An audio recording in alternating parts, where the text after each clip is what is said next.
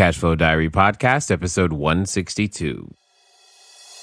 Welcome to yet another exciting episode of the Cashflow Diary Podcast, the podcast that teaches you insider tips, tactics, and strategies for creating leverage streams of cash flow into your life. Learn from top-performing entrepreneurs, business owners, investors, and thought leaders from across the globe as they share their secrets to success.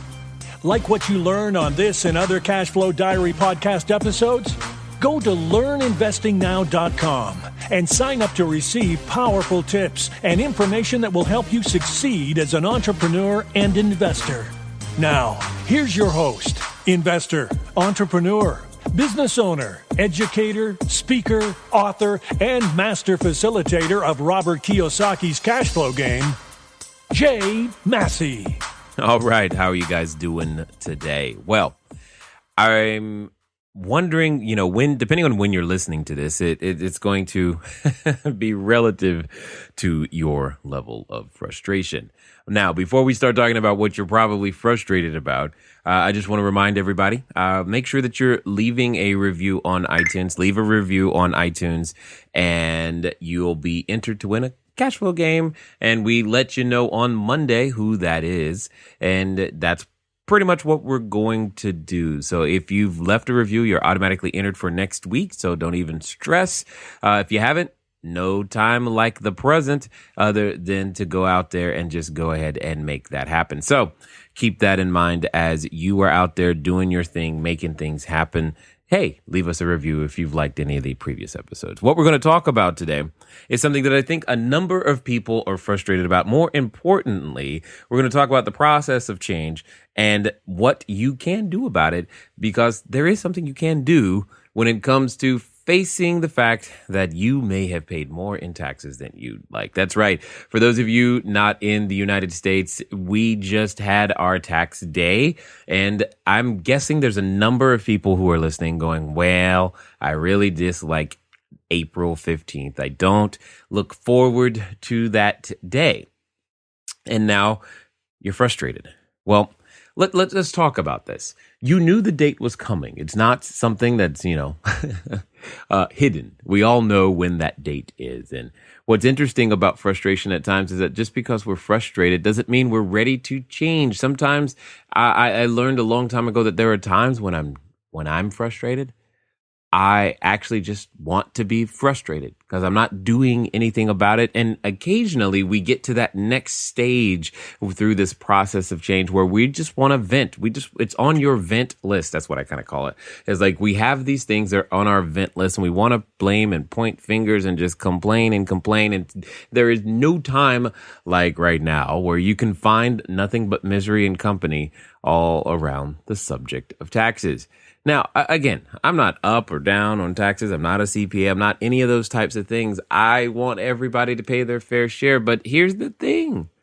Did you know that there's a rule book? I mean, that's one of the things that I find that's interesting. There's a rule book. And if you read the rules, it is very, very clear on what you can do to reduce your taxable income. Now, I can understand things being on your vent list, and to some degree, yeah, it feels good to let off that steam. But the question becomes, when is it going to get on your change list and you're going to be ready to, quote unquote, do something about it? Not just think about it, but actually do something about it. Take a measurable action step. Yes, maybe you wrote a check this time. Maybe you're getting a refund this time. And maybe, who knows, whatever is happening for you. The question is, if you don't like the process, or if there's something that you might dare say that the government is not spending the money that you just contributed on in a way that you like, one of the best things you can do is what my friend Tom Willwriter said. If you want to change your tax, you have to change your facts. You got to do something. Give the government a reason to not tax you. And one of the things that I wanted to discuss today, and again, this is probably going to be a very short but straight to the point type of episode because, you're already frustrated. I'm just going to tell you something very clear that you can do to change those facts. so that the next time, 365 days from now, you are faced with this decision, it can be completely different. Because in general, there are four things that you can do in most governmental tax jurisdictions. Four things. So if I go through a broad categories, I can go through four things in which most governments say, if you do these four things, guess what? You can get your tax money back. In fact, there's a fifth thing that some of you are aware of, but we'll talk about as well, which gives you access to the other person's tax money. So, and not only can you get yours and keep yours, but what if you could get the tax money for those who aren't doing something or aren't doing the things that you're going to learn here on this particular episode? And I'm just going to share them with you as ideas that I give to you to go out there and to explore because and execute. Because at the end of the day, we all have to contribute to society in various different ways. And this really comes down, though, to one basic concept. That one basic concept is, are you a consumer versus a producer? See, the tax code, most tax codes are there to incentivize and reward those who take on the responsibility to produce something versus those who just consume. You could call it a consumption tax to some degree. And that's literally what happens. If all you do is consume, you get heavily taxed. However, if you begin to produce, you get tax benefits. Now, before we start getting hate mail, just understand, I firmly believe anyone listening could choose to be on either side of that fence.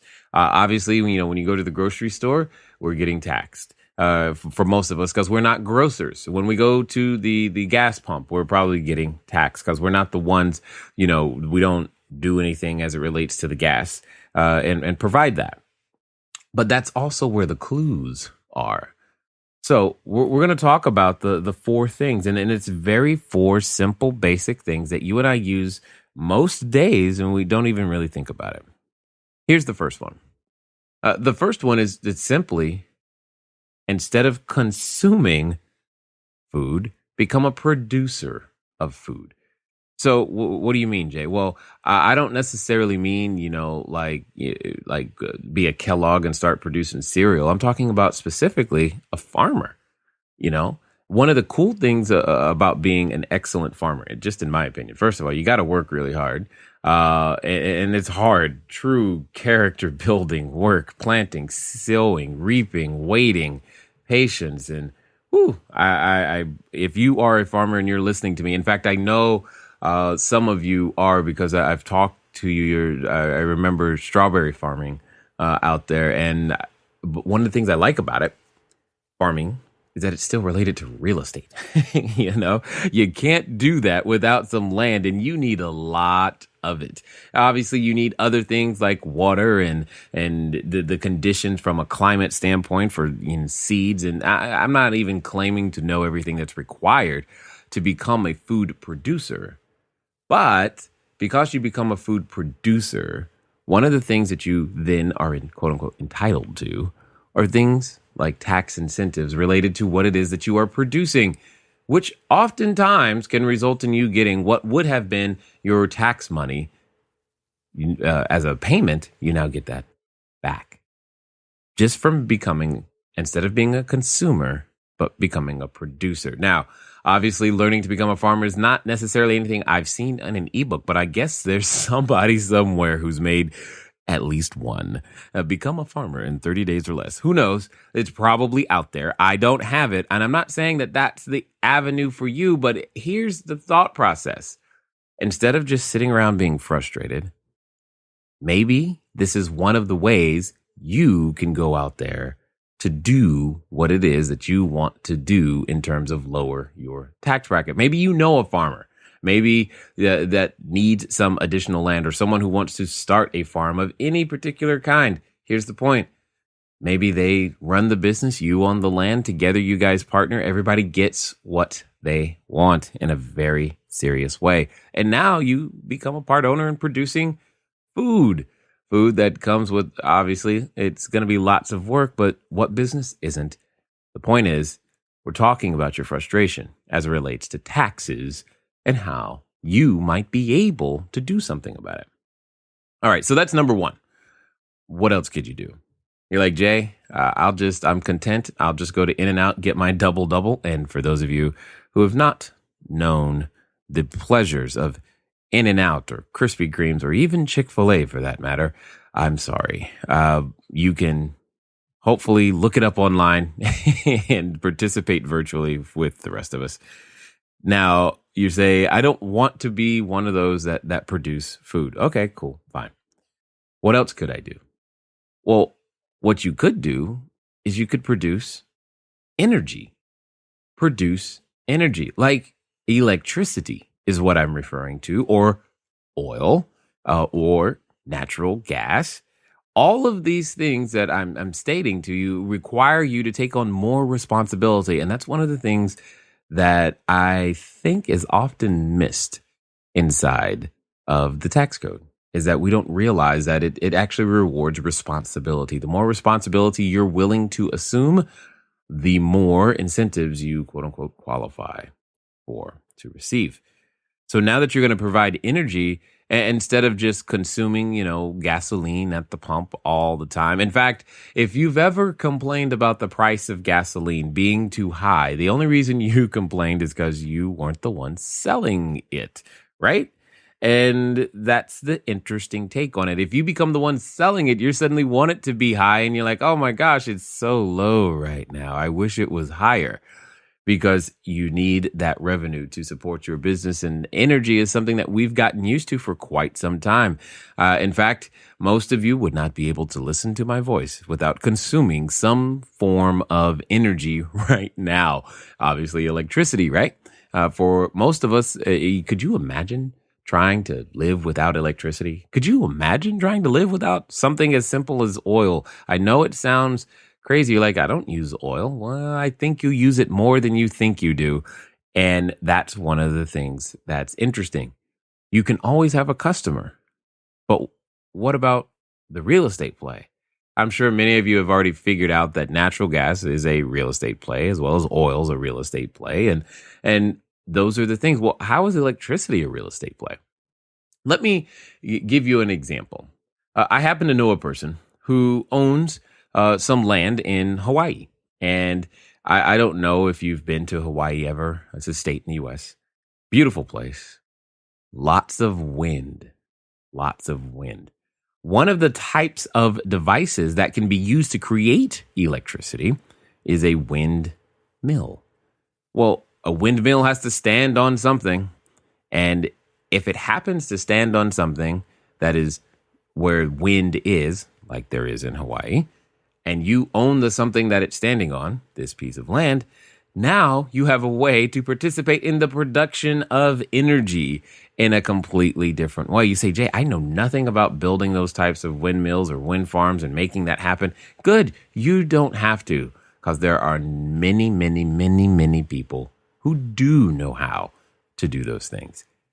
Your job is to make sure that they know your land is available for such an enterprise. And again, right now we've talked about food to produce, you becoming a food producer. Now we're talking about you becoming an energy producer.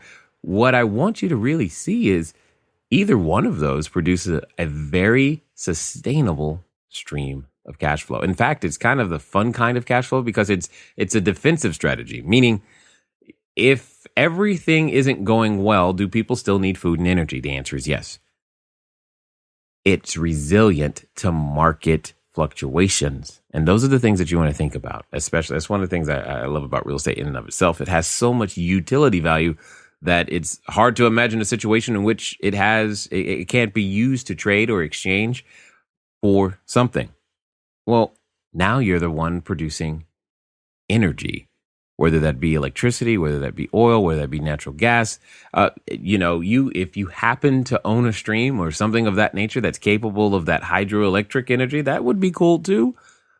All I'm trying to say is energy has value, and it still takes real estate to make that happen. And it still has the ability to produce cash flow. So instead of just being a consumer of energy, become a producer of energy. And guess what? Do you think the oil guys make any money? Of course. But do they also receive any sort of tax benefits? Again, what we're talking about is, Jay, what could I do? What is possible? What is out there for me if I actually wanted to get my tax money back? Because gosh darn it, don't want to write another check like I just wrote. No problem. Well, you've got the food and then you've got the energy. Let's talk about the next thing, something that entrepreneurs are pretty darn good at actually doing in general. Another way to get your tax dollars back. Well, it's simple. All you got to do is have an idea, but it's got to be an idea that's so big, you can't do it yourself. That's it. It just needs to be an idea that's bigger than your own capabilities, because once your idea is larger than your capacity to execute all on your own, you know what you need? You need help. That help comes at a price and now has a job. And that's one of the interesting things to think about.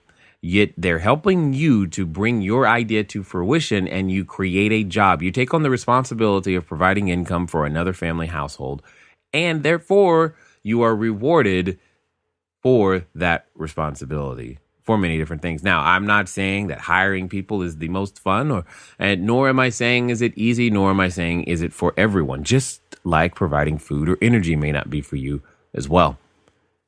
That's not the point.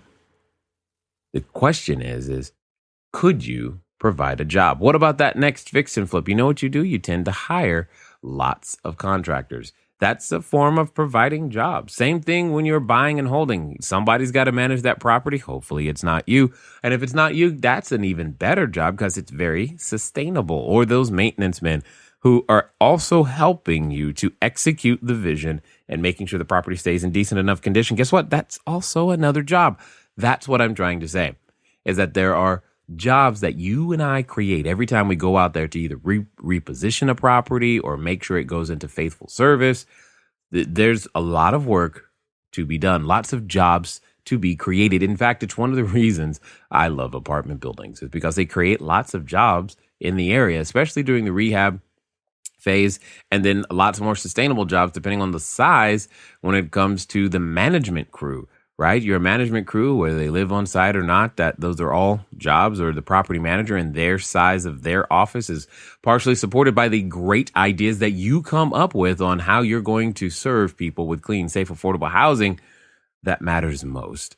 And those are the things that I get excited about, is that you and I can create a job. We create a job nearly every time we go out there to provide more real estate for sale, which is kind of cool. And entrepreneurs, though, it doesn't have to just be real estate. You just come up with any idea. I mean, you can come up with a new way of making a pen. And if you get enough of the right buyers, customers, investors, I mean, look at Kickstarter. You want to talk about creating jobs. Every idea gets up there. Now, not every idea is viable in every marketplace, but that's okay. The point is that jobs get created. Every time you're watching Shark Tank, guess what? Jobs are being created. Houses are being, people, mothers, fathers, brothers, sisters are finally being able to be put to work, to be put to productive use, to do the things that we can do well and become a contributing member of society. And all of that is organized under the entrepreneur who had an idea. And that was it. They had an idea and they were brave enough to go out there and do something with it and do something about it. That's what gets exciting when you create a job. And when you do so, you get rewarded for doing so. Obviously, the more jobs you create, the more responsibility you're taking on. Now, this is not to say that every employer is 100% great. All I'm trying to submit for your acceptance is something you can do. Instead of feeling like, man, this tax thing, it just gets worse and worse, and it's out of my control. There's nothing I have the ability to do about it. I just got to pay it. That's just not true. There are many things you can do. You just have to choose to do them. You can say, well, I don't want to do it. Okay, then that's fine. Now you're making a choice. At least now you will be educated enough to know that, well, at least I don't want to do these things, Jay, but I will make the choice, therefore, to be the consumer and pay the higher tax. That's fine. And it's okay if you make the choice because you know. It's not okay if you feel beat up and unable to do anything about it. So I'm giving you just some ideas of what you might be able to do. Interestingly, you may wonder if any of this matters in any way, shape, or form, and like who on out there does this? I have met people who do all of these things, even the energy one. You're like, what? How is that possible? I met a gentleman a few years ago, in fact, who develops like his real estate play is what he likes to do. Is he likes to develop power plants. Now, I don't know what kind of construction budget that looks like, but it's still real estate. You know, I've never built a power plant. I find it very, very interesting. Nonetheless, it's still real estate, and individuals are out there. Somebody had to build that power plant next to your house, right? That electricity comes from somewhere, and somebody had to have that idea. Why not you? You know, I think that's interesting. Well, you probably guessed what the fourth thing is by now, because we've talked about food, we've talked about providing energy as well as jobs, but a very common one, and the one that I think is the most accessible to anyone, anywhere in the world, almost at any time, provided you have the legal right to own it, is obviously providing housing. See, the interesting thing about housing is that you can house businesses, you can house, tradespeople. Everybody needs a place to, remember this, live, work, play, or lay. Live, work, play, or lay. You and I, we live in a piece of real estate, or we want a roof over our head, as they like to say. That is something that has been the case for quite some time. I don't expect that that's going to change anytime soon. That's called you have a customer in a lot of ways. We work. Wherever you work typically is has a roof. You know, even if you do outdoor work, there's part of your work that's indoors, or at least your tools are kept indoors or under a roof in some way, shape, or form. So, because I know occasionally maybe at a self-storage facility or an industrial complex, a tradesperson might keep their tools there, but they work out in the field, which is great. But they still have a roof over something they care about, i.e., in this case, their tools that enable them to go out there and earn an income. So you live in real estate, we work in real estate, and occasionally you can play on real estate as well. Have you ever noticed that a theme park, I don't know, Busch Gardens, Disney World, Disneyland, for those of you who might remember Opryland, all of these types of places are located on pieces of real estate. Well, somebody owns it. Have you ever thought about that? See, I have this disease. Everywhere I go, I think about and see real estate transactions. I wish sometimes I didn't. I know my wife wishes I didn't. I just see them. They're everywhere, you know? You can't help but see it because they exist. Every time you go to a movie theater, that's another form of play real estate. Every time you go to a hotel, that's play real estate. When you go to those restaurants, while yes, it's someone else's work, it's also your play occasionally, is it not? So, concerts, amphitheaters, all of these things, shopping malls to some of you, is a place to play, and that's exactly what it is. But let's also think about other things like a playground or a sports stadium, if you will. These are all real estate plays that are places to play. Now, you say to yourself, Jay, I'm not ready for the sports stadium. Okay, that's fine.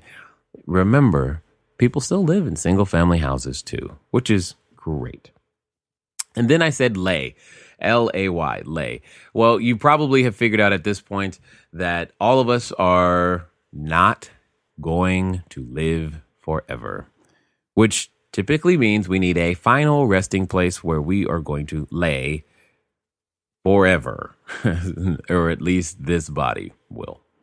And what's interesting about that is that too requires a piece of real estate. Now, if somebody just said, no, I'm being cremated. Okay, fine. But guess what? You still had to go to a mortuary first, which is somebody's piece of real estate where that business was housed. So you're not escaping either. Here's my point. one of the things that hasn't been talked about, and I'm just going to share this with you. I've shared it with a lot of people in some of the live sessions that I've done across the globe, and I'm going to share it with you. So now I'll share it with tens of thousands of my closest friends, i.e., you. Have you realized that the baby boomers are very important to many economies across the globe? Like when they needed, baby food, Gerber literally became a company that was now on the map. When they were all reaching at school age, suddenly construction companies were making schools because they needed them. When it came time for them to learn to drive, well, the car industry went through a great phase. And when it came time for them to get married, guess what? They went through a great phase in housing. And when they were forming houses. And when it came time for them to begin to contribute to the stock market or retirement plans, well, guess what? The stock market benefited quite well. As did every other market that they've ever touched. It has benefited quite well. Well, I started this by saying you need a place to lay when it comes to real estate. An interesting play that you might want to think about is the fact that if you were looking for a business to purchase, now this is going to sound weird, but if you're looking for a business to purchase, you want to purchase it before it becomes quote unquote hot or the in thing. Well, I think that places like cemeteries and mortuaries are going to become the in thing, so to speak, because that land is going to become more valuable because there's going to be more people seeking it at the same time for a long period of time. I truly believe that in the not too distant future, we will see on the TV late one night. In fact, you might be listening to this during that time, and that would be hilarious in my opinion. You're going to see the late night infomercial that says something to the effect of, for $19.95, you too can own a mortuary, and we'll show you how. And once it becomes popular, I could see that. I know it sounds morbid to some, but others of you're resonating with this idea because you're like, yeah, because if you've noticed, senior housing is something that's becoming more and more and more in demand. Again, all across the globe. So just think about that. Providing housing. So those are the four things you could provide: food, you got energy, you got jobs, you got housing. Well, just because you do one, that doesn't preclude you. That doesn't mean you can't do the others too. So what if you provide jobs and housing? What if you provide energy and food? What if you provide food and jobs, or energy, jobs, and housing? Well, guess what? It just means you get more and more of that tax money back at the end of the day. Well, that's all well and good for you. Well, what about that fifth one that I said? How do I get access to other people's tax money, Jay? Well, good. I'm glad that you're saying that now, because that means you've learned how to take care of your tax problem. Most importantly, you are ready to take on providing even more food, energy, jobs, and housing. Well, what do you think a grant comes from? The government money that you always hear about. There's lots and lots of unclaimed government programs and government money for this, that, and the other. Well, that's tax revenue that was collected from a consumer. He or she who becomes the producer, the one who owns and controls the means of producing a good or service, suddenly, once they fill out some forms, and it's a lot of them, you can be awarded other people's tax money in the form of a grant so that you can go out there and continue to do what you've done already. There are many grants and many such sources for food, energy, jobs, housing, etc.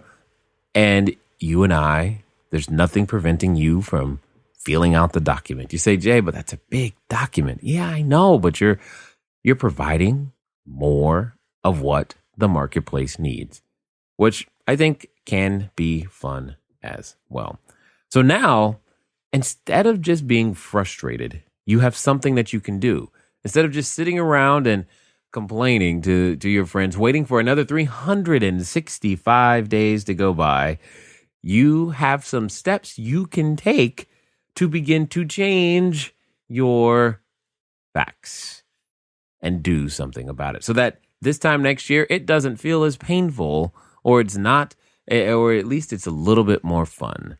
And that's one of the things that you would be able to do, is to change your facts in a very reasonably short period of time so that next time April 15th comes around, should you and I meet, or should you be so fortunate as to still be around by then you will not dread it. It won't be as bad because you will have something to defend yourself with that you could put on a piece of paper and say, hey, don't tax me like the rest, because I decided to cross that line and become a producer and not just a consumer.